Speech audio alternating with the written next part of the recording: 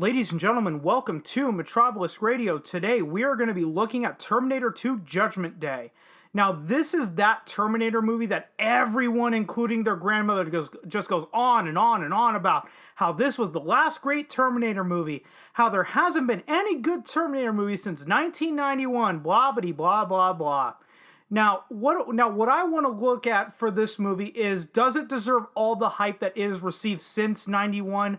Also, is it the definitive ending to the Terminator series that a lot of people and online pundits are claiming it to be?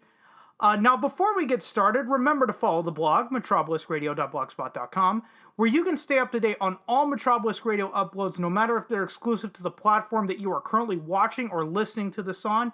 Now, with that out of the way, let's look into Terminator 2 Judgment Day.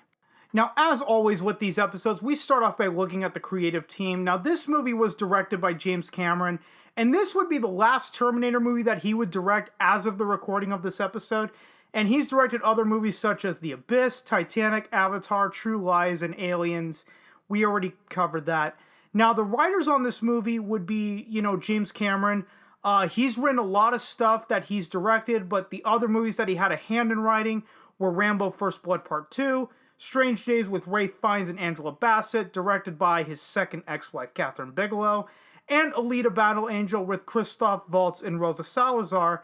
Now, this would also be the last Terminator movie that he would write before Terminator Dark Fate. And the last writer on this movie would be William Wisher. Now, he wrote additional dialogue for the first movie, and this would be the last Terminator movie that he would write as of the recording of this episode. And he's written other movies such as Judge Dredd with Sly Stallone and Rob Schneider, The 13th Warrior with Antonio Banderas, Exorcist The Beginning, Dominion, prequel to The Exorcist, and IT with Pierce Brosnan. Now let's move on to the character analysis portion of this retrospective, and we're going to start off with Arnold Schwarzenegger as the Terminator. Now, this is the movie's gimmick. The gimmick is the villain of the prior movie comes back and becomes the hero of the current movie. Now, it works since this character is the same make and model as the one in the first movie.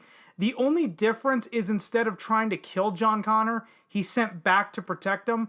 Also, we get more character development with the Terminator than we did in the first. In the first movie, he was just a killing machine.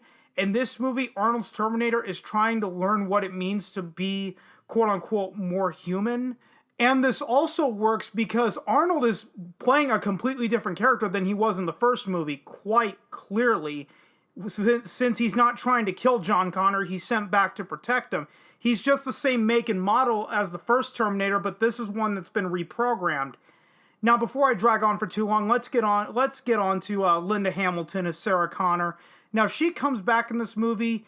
However, she's in a mental institution after trying to blow up Cyberdyne before the events of this movie. Now, she goes on and on about these Terminators from the future coming back and trying to kill her. Now, she's written off as insane, but is ultimately broken out of the mental asylum by John Connor and Arnold's Terminator. From there, we see just how prepared she became after the events of the first movie and where the nuclear bomb strikes would hit. Then we have Edward Furlong as John Connor, the first time we see John Connor in a Terminator movie. John Connor in this movie is a preteen. Now, he wrote off his mother as completely crazy until the T-1000 started hunting him down, and then Arnold's Terminator comes and tells him that he's programmed to protect him. Then we get Robert Patrick as the T-1000, who is the Terminator for this movie, the quote-unquote villain of the movie. But in this movie, he's an advanced prototype for a liquid metal Terminator that can shapeshift into anything, but he can't transform into a gun. He can only transform his hands into blades to kill. And by the way, James Cameron even admitted that he took the special effects from the movie The Abyss to make the liquid metal Terminator. And finally, we have Joe Morton as Miles Dyson.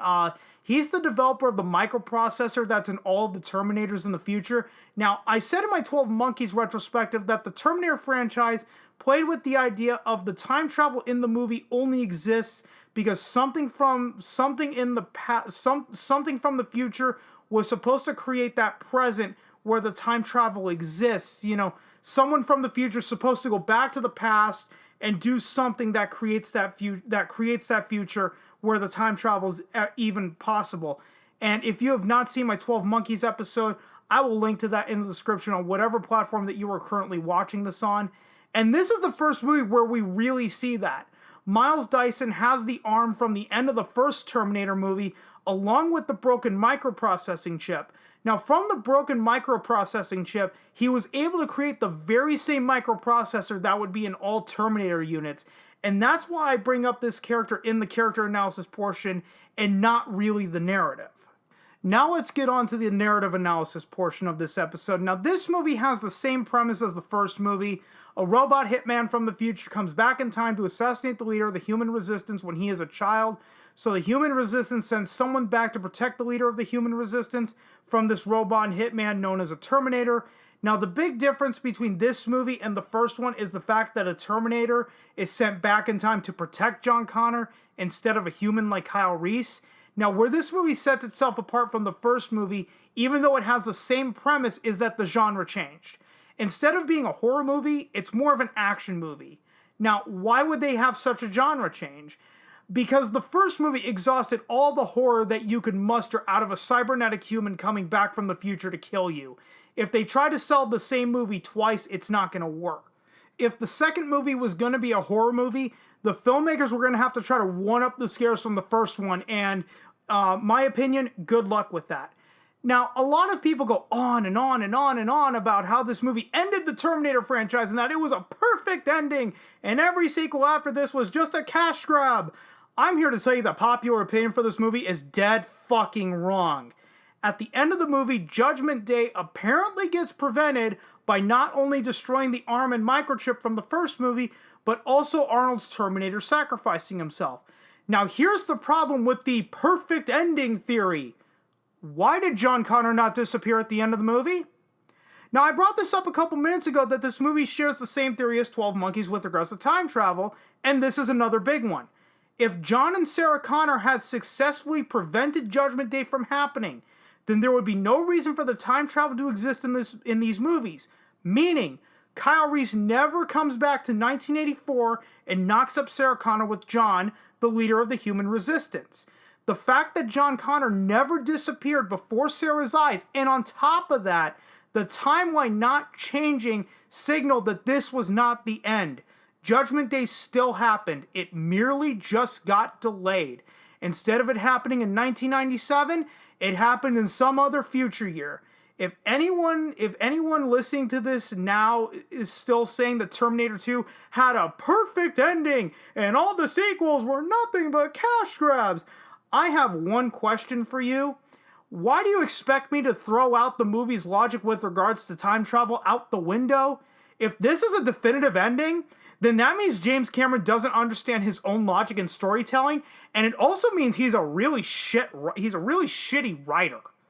Now let's take a look at how this movie was received. This movie has a Rotten Tomatoes score of 93% based on 81 critic reviews, with the critic consensus being, quote, T2 features thrilling action sequences and eye-popping visual effects, but what takes the sci-fi action landmark to the next level is the depth of the human and cyborg characters. And this movie has an audience score of 94% based on 748,914 audience reviews. And this movie has a Metacritic score of 75 based on 22 critic reviews and a user score of 9.1 out of 10 based on 1,083 ratings. And this movie sits on IMDb at 8.5 out of 10 based on 975,098 reviews. Now, this movie was made on a budget of $102 million back in 1991. So if we adjust that budget for inflation in 2020 dollars, that is a budget of $194,040,396.48. And the movie grossed $520,884,847 back in 91. Now, adjusted for inflation in 2020 dollars, that is a worldwide gross of $990,908,845.39. And it has made considerably more over the years of various home video releases, along with the occasional theatrical re-release, and being shown on various TV, cable channels, all that jazz. And even, I don't know if it's ever been on a streaming service, don't quote me on that. Now, this movie, even back in 1991, was met with universal acclaim. There were some negative reviews, as expected. All movies get them. But most of them just criticized that it's lacking the charm that the first movie brought to the table. Basically, the negative reviews were, quote, "This is obviously a sequel." Overall, this movie is not bad for what it was. James Cameron had to change up the genre because, as I stated, you can only squeeze the blood from a turnip for so long before it runs dry. Had James Cameron kept the Terminator franchise as horror, I don't think we would see 4 other movies, and I don't think we see this movie grossing $500 million back in 1991. That type of worldwide gross was almost unheard of at the time. Now, at that time, in 1991, in order to obtain that huge of a worldwide gross, you had to make a cultural zenith of a movie. Essentially, you had to make a movie that everyone, including their grandmother, had to go see. And I'll end the episode off with this. I do believe that this movie is the weakest link in the Terminator trilogy. That first Terminator trilogy with the Terminator, Terminator 2 Judgment Day, and Terminator 3 Rise of the Machines. It is a middle chapter. It's not the end for the reasons that I stated just a few minutes ago. We know at the end of this movie that Judgment Day is still happening. It's not a matter of if Judgment Day comes, it's a matter of when. And that when would not come for another 12 years after this movie released.